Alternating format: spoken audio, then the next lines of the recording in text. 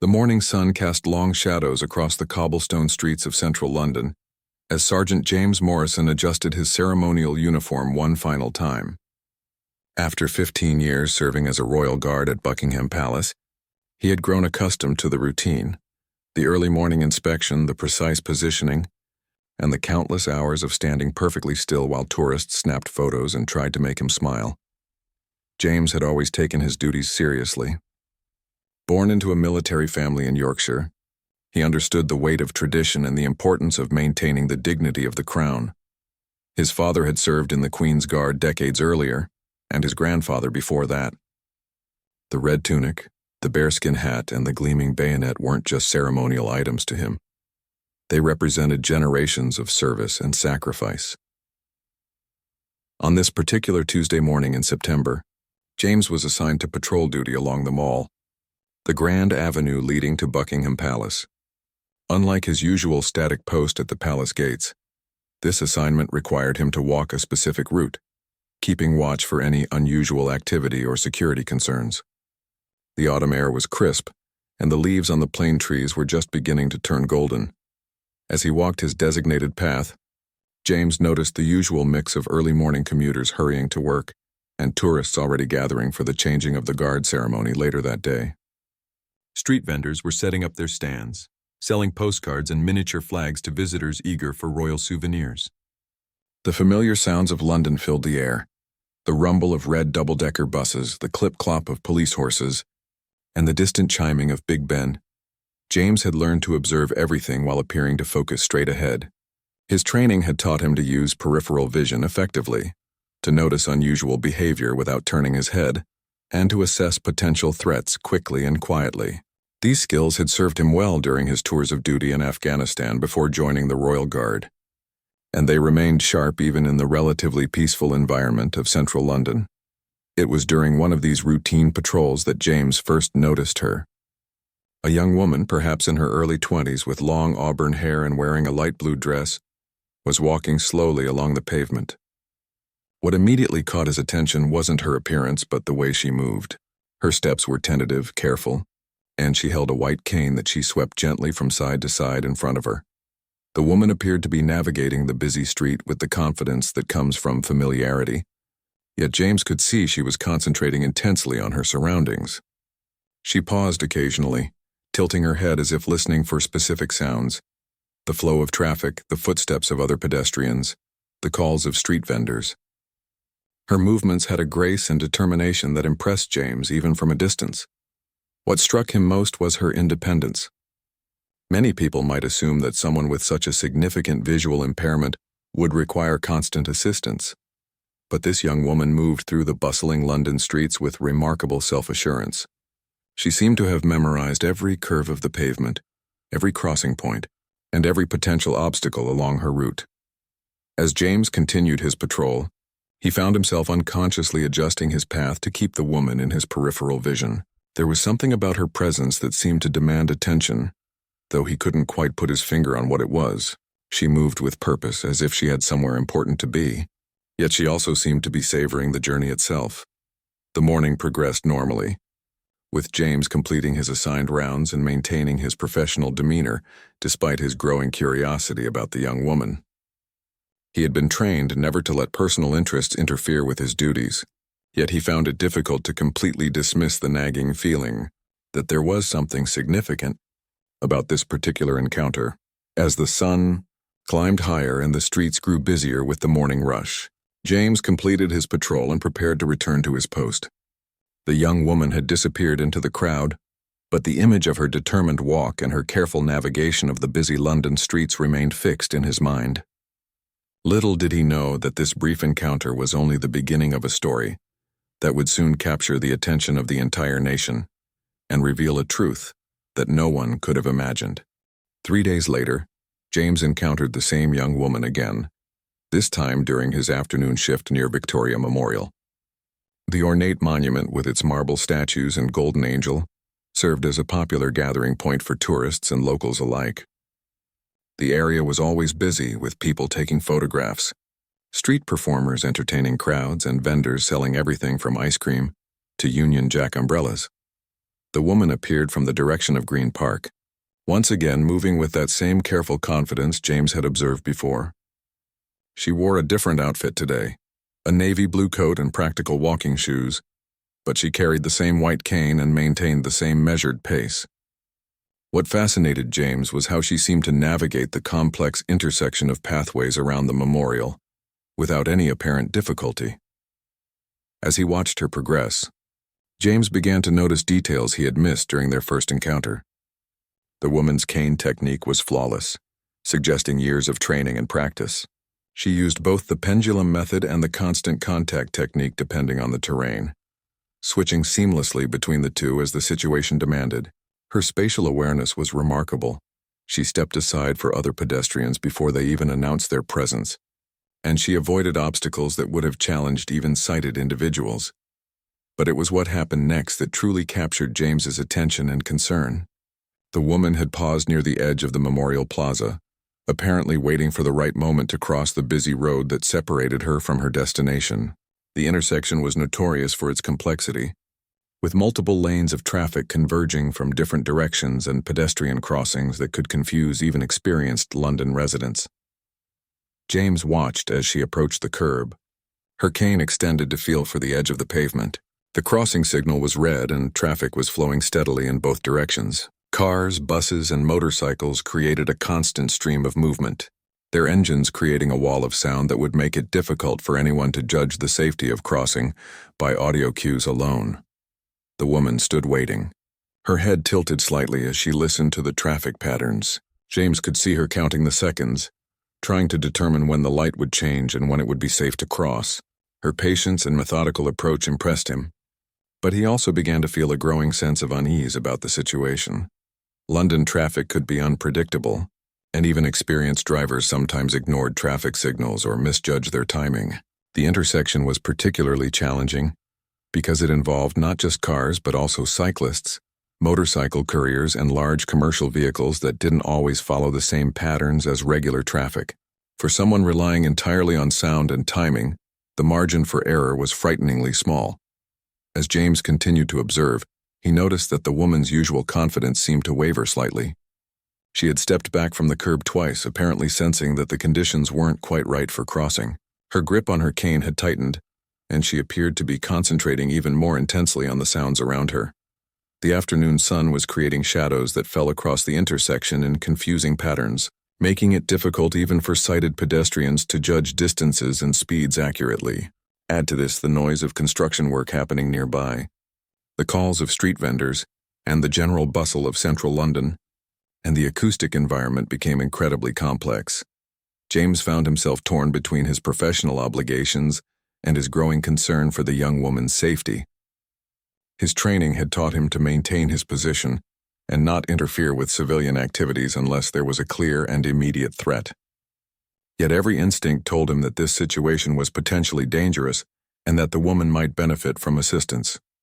As he wrestled with this internal conflict, James noticed other pedestrians beginning to gather near the crossing.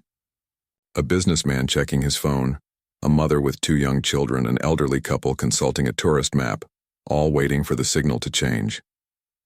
But none of them seemed to be aware of the young woman's situation or the particular challenges she faced in navigating this busy intersection.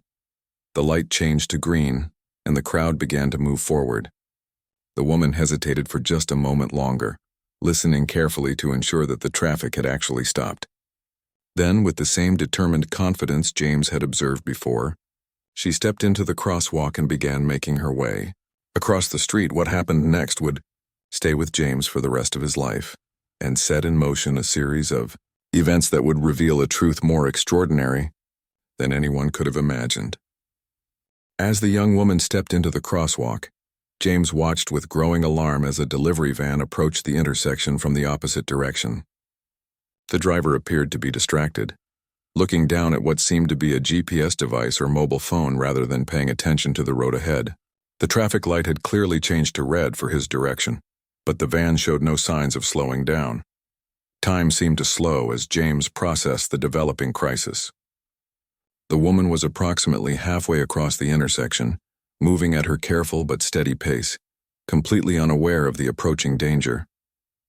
The van was traveling at what James estimated to be at least 30 miles per hour. Far too fast to stop safely even if the driver looked up immediately. Other pedestrians in the crosswalk had noticed the situation and were beginning to shout warnings, but their voices were lost in the general noise of the busy London street. The woman, focused on her own navigation and listening for the usual traffic patterns, continued forward, her white cane sweeping confidently from side to side. Without hesitation, James abandoned his post and sprinted toward the intersection. His heavy ceremonial boots weren't designed for running, and his uniform restricted his movement. But years of military training and physical conditioning served him well. He covered the distance between his position and the crosswalk in a matter of seconds, his mind calculating angles and timing with the precision of someone trained to make life or death decisions under pressure. The van driver finally looked up just as James reached the woman. The man's eyes widened in shock as he realized his mistake, and he slammed on the brakes, but it was clear that he wouldn't be able to stop in time. The screech of tires on asphalt filled the air, and pedestrians on the sidewalk stopped to stare at the unfolding drama. James reached the woman just as the van entered the crosswalk. In one fluid motion, he wrapped his arms around her and pulled her back toward the curb they had just left. The woman gasped in surprise and confusion, her cane clattering to the ground as she found herself suddenly swept off her feet by a stranger in what she could only identify by touch as an elaborate military uniform.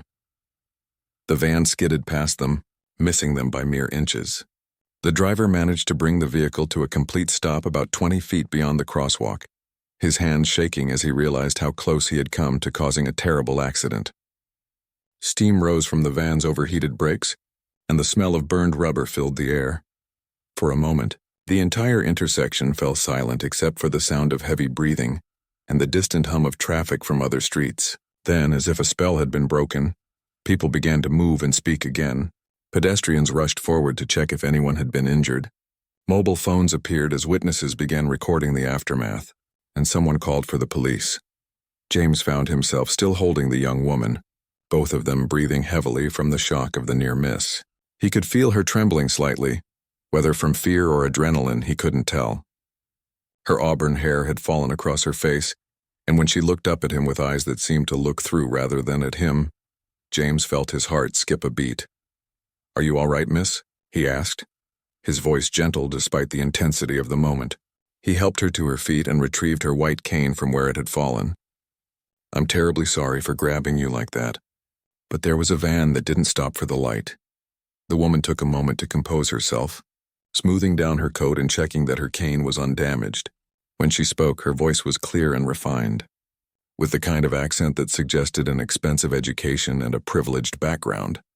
"Thank you," she said simply, but there was something in her tone that suggested these two words carried far more weight than they normally would. "You saved my life."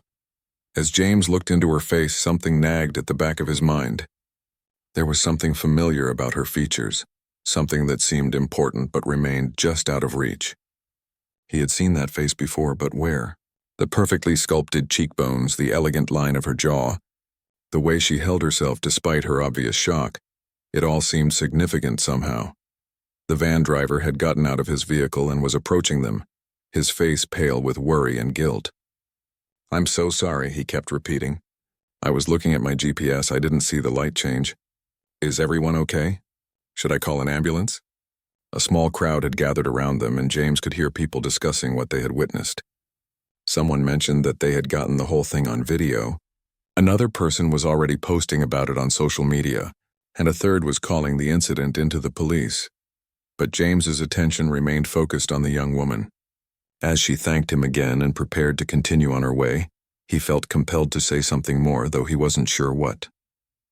There was a mystery about her that went beyond her visual impairment, something that made this encounter feel far more significant than a simple rescue. Little did James know that his instincts were absolutely correct, and that the truth about the woman he had just saved would soon shock not only him, but the entire United Kingdom. The next morning, James arrived at work to find Buckingham Palace buzzing with an unusual level of activity.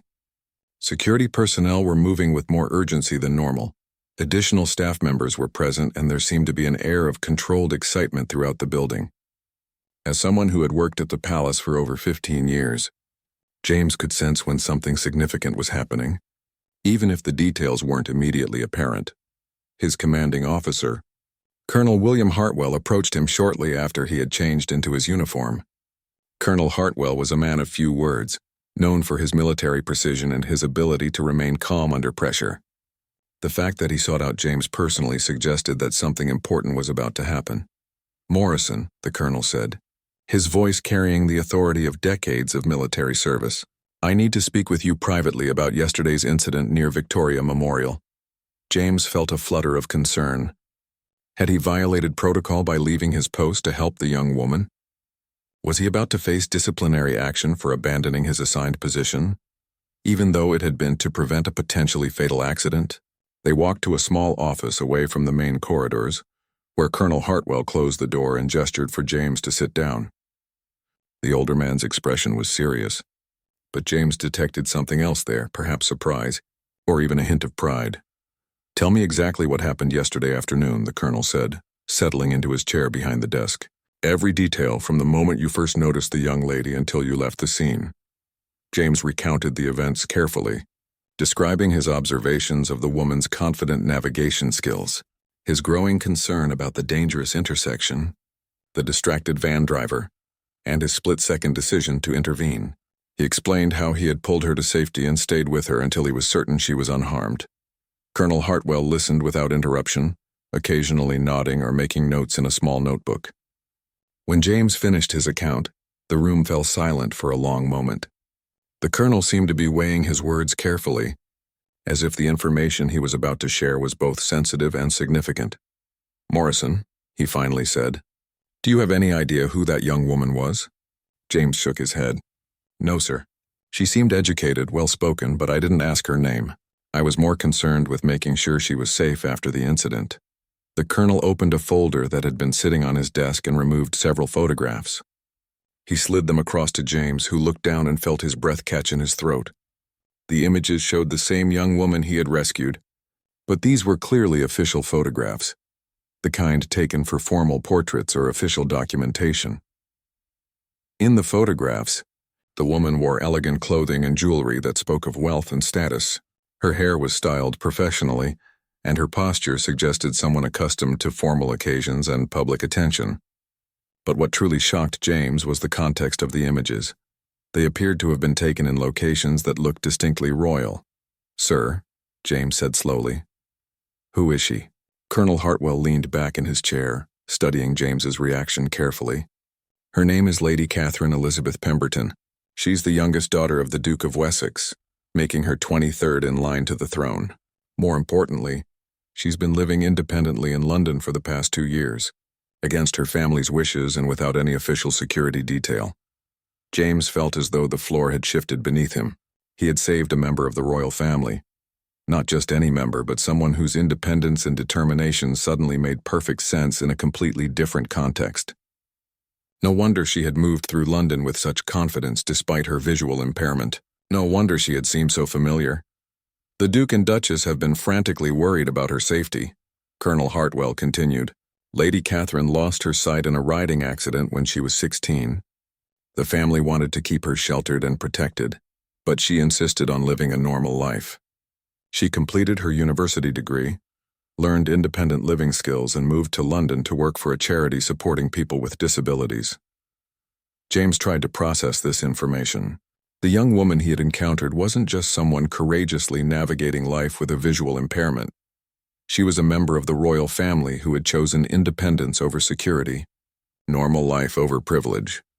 "For the past 2 years," the colonel explained, "she's been walking those same routes every day, going to work, running errands, living as independently as any young woman her age.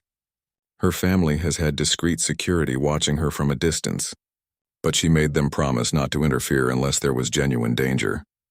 The pieces began to fall into place for James. The woman's refined accent, her elegant bearing even in casual clothes, the way she carried herself with natural confidence. These weren't just signs of good upbringing. They were the result of a lifetime of royal education and protocol training. "Yesterday," Colonel Hartwell said, "you quite literally saved the life of a member of the royal family." The security detail witnessed the entire incident from their concealed position. but you reached her first.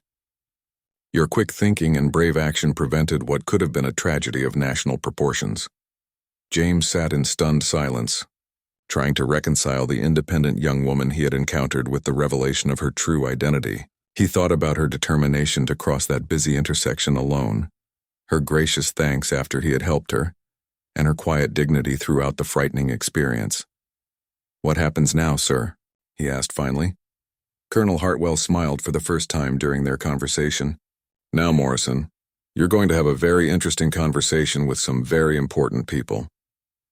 Later that afternoon, James found himself in one of Buckingham Palace's most elegant reception rooms, a space he had only glimpsed during his 15 years of service. The room was decorated with priceless artwork, antique furniture, and fresh flowers arranged in crystal vases. Tall windows overlooked the palace gardens, and the late afternoon sunlight streamed through them, creating patterns on the Persian carpet. He had been instructed to wear his dress uniform rather than his ceremonial guard outfit, and he felt both honored and nervous about whatever meeting was about to take place. Colonel Hartwell had provided few details, saying only that Lady Catherine herself had requested to meet with him, along with her parents, the Duke and Duchess of Wessex. When the door opened, James stood at attention as a butler announced the arrival of their graces. The Duke was a distinguished man in his early 60s, with silver hair and the bearing of someone accustomed to authority. The Duchess was elegant and poised, wearing a simple but clearly expensive dress and pearls. But it was the third person who entered the room who captured James's attention completely. Lady Catherine looked different than she had during their street encounters. Her auburn hair was styled in an elegant updo, and she wore a sophisticated navy blue dress with a string of pearls. But despite the formal setting and attire, James could see the same determined confidence in her posture that had impressed him during their previous meetings. What struck him most was how she moved through the unfamiliar room. Even here, in the formality of the palace, she navigated with the same graceful independence he had observed on the London streets. Her white cane was replaced by a more discreet mobility aid, but her spatial awareness and self-assurance remained unchanged. "Sergeant Morrison," the Duke said, extending his hand in greeting, "we cannot adequately express our gratitude for what you did yesterday. You quite literally saved our daughter's life." James shook the Duke's hand, still somewhat overwhelmed by the surreal nature of the situation. "Your Grace, I was simply doing what anyone would have done in that situation."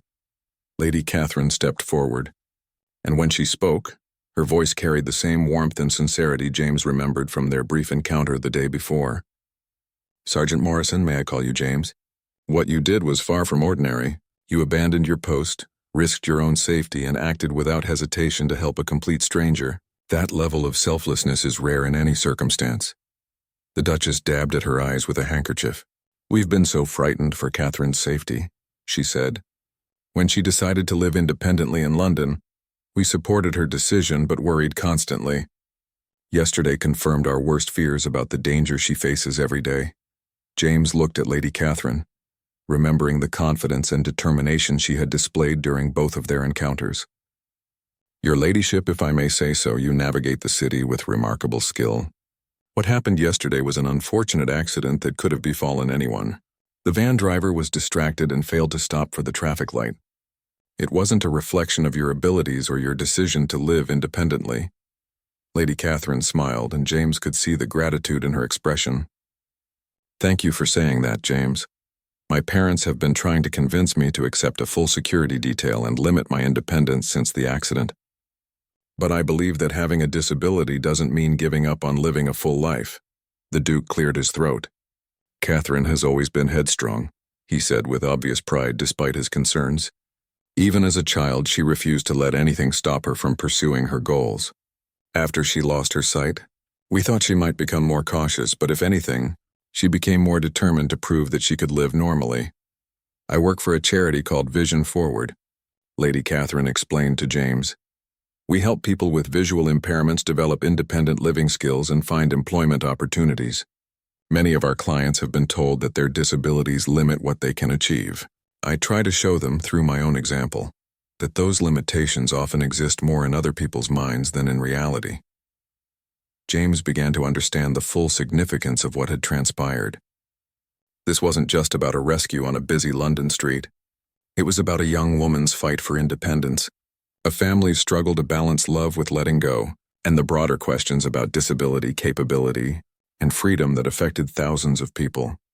"The reason we wanted to meet with you," the Duchess said, "is not just to thank you but to ask for your help with a delicate situation. Yesterday's incident was filmed by several witnesses, and the video has begun circulating on social media. People are calling you a hero, and there's growing public interest in the story." James felt a chill of concern. "Are you worried about Lady Catherine's privacy and safety?" "Precisely," the Duke replied. "Catherine's independence has been possible largely because she's been able to move through London without public recognition. If this story becomes widely known, that anonymity will disappear, and with it, much of her freedom." Lady Catherine nodded seriously. "James, I need to ask you something important. The Palace Press Office wants to manage this story carefully. They can present it as a simple rescue without revealing my identity, or they can use it as an opportunity to highlight disability awareness and independence. The choice, however, affects both of our lives significantly." James realized that he was being presented with a decision that would impact not only his own future but also the life of a remarkable young woman who had fought hard for her independence. The weight of that responsibility was both humbling and daunting. 3 weeks later, James stood in the same elegant reception room at Buckingham Palace, but this time the atmosphere was entirely different. The room was filled with representatives from various disability rights organizations, members of the press, and several other individuals whose lives had been touched by Lady Catherine's story. The decision had ultimately been made to share the full truth about the rescue, but with a carefully crafted message that emphasized capability over disability, independence over protection, and the importance of treating people with visual impairments as equals rather than objects of pity. Lady Catherine had insisted that if the story was to be told, it should be used to challenge public perceptions and support others facing similar challenges. "If giving up some of my anonymity can help other people with disabilities live more independently," she had said, "then it's a sacrifice worth making." The response had been overwhelming and largely positive. The video of James rescuing Lady Catherine had been viewed millions of times, but rather than focusing solely on the dramatic rescue, news coverage had highlighted Catherine's remarkable independence and her work with Vision Forward. Donations to the charity had increased dramatically, and dozens of people with visual impairments had contacted them seeking support to live more independently. James had been promoted to senior sergeant and given a commendation for his quick thinking and bravery. More importantly to him, he had been asked to work with Vision Forward as a volunteer, helping to develop safety awareness programs for people with disabilities who wanted to navigate urban environments independently. "The most remarkable thing," Lady Catherine was saying to the assembled group, "is how this incident has opened up conversations that needed to happen. People are talking about the difference between offering help when it's needed versus assuming someone needs help because of their disability. They're learning that independence and safety aren't mutually exclusive." The Duke and Duchess sat proudly in the front row, their earlier fears replaced by admiration for their daughter's courage and wisdom. The Duke had privately admitted to James that Catherine's handling of the situation had taught him valuable lessons about respecting her choices, while still being a concerned parent. "Sergeant Morrison's actions," Lady Catherine continued, "represent the perfect balance. He observed, he assessed the real danger, and he acted when genuine help was needed. He didn't assume I couldn't cross the street. Safely, he recognized that no one could have crossed safely with that distracted driver running the red light." James felt a deep sense of satisfaction as he listened to her words. Over the past 3 weeks, he had gotten to know Lady Catherine better through their work together on the safety awareness programs. Her intelligence, humor, and determination continued to impress him, and he had developed profound respect for her advocacy work.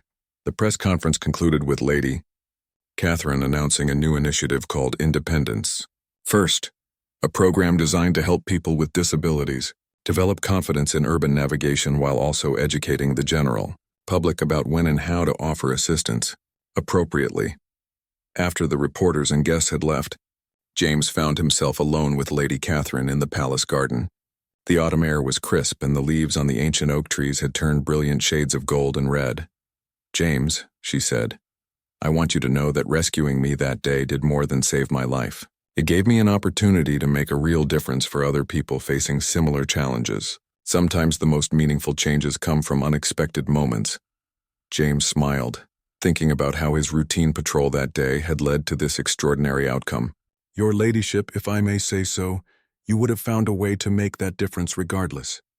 Your courage and determination were evident from the first moment I observed you navigating those busy London streets. Lady Catherine laughed, a sound that had become familiar and welcome to James over their weeks of collaboration. Please just call me Catherine. After everything we've been through together, I think we can dispense with the formal titles, don't you? As they walked through the garden together, James reflected on how much his life had changed since that September afternoon. He had begun as a royal guard following routine protocols, but had discovered a purpose that went far beyond ceremonial duties. His action in saving Catherine had led to a friendship that enriched both of their lives and work, that made a real difference for people across the country.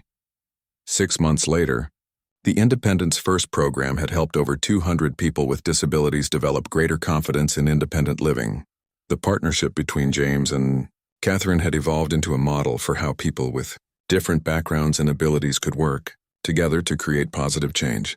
Busy London intersection where it all began had been improved, with better audio signals and enhanced lighting, making it safer for all pedestrians. A small plaque near the crosswalk commemorated the incident, but more importantly, it served as a reminder that sometimes the most heroic actions are simply a matter of paying attention, caring about others, and being willing to act when help is genuinely needed.